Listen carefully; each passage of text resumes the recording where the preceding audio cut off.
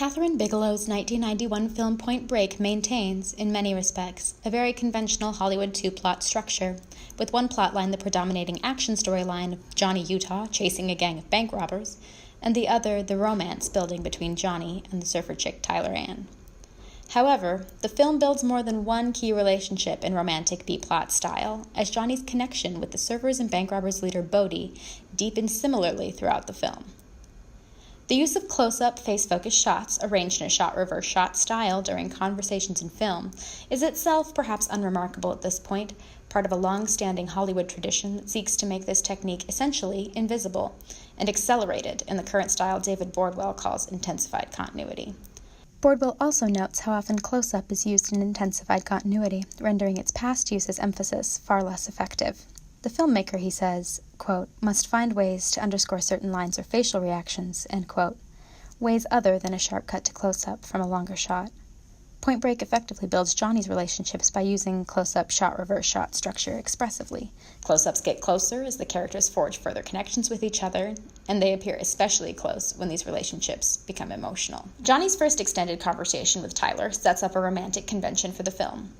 As the two talk, the conversation is in medium close-up, with the clear presence of the other character's shoulder in each shot. Part of this seems to be due to the height difference between Lori Petty and Keanu Reeves in the scene, which then helps motivate the moment that it shifts. So I'm a big hero to my folks, right?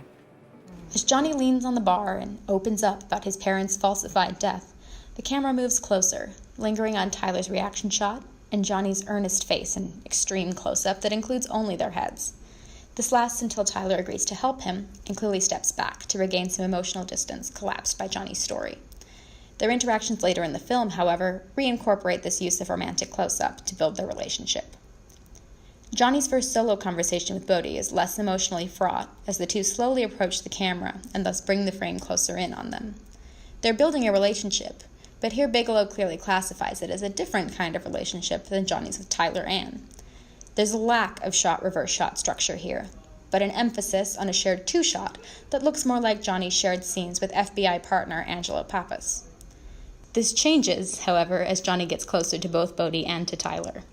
At the party, Bodie intrudes on a close-up shot-reverse shot conversation between Tyler and Johnny, making his own comment about Johnny's emotions. Johnny has his own demons. Then, rather than moving into a wider shot, the film incorporates him into the existing close-up structure, and both the editing and the surfboard Bodie hands to Johnny cut Tyler out of the conversation entirely. This seems to demand a shift in the close-up style for Tyler and Johnny's relationship, as they appeared immediately after in a very close two-shot, speaking in the water. This may also be due to the difficulties of shooting in water. However, it's not the end of the triangulated relationships through close-up structure. Even Johnny's realization scene cuts extreme close-ups of the three characters together.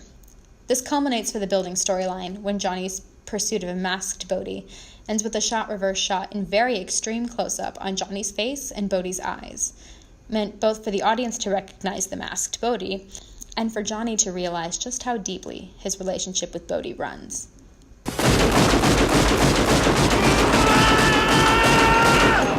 As their relationship grows more antagonistic, we get a replay of the three-person conversation close-up from the earlier party.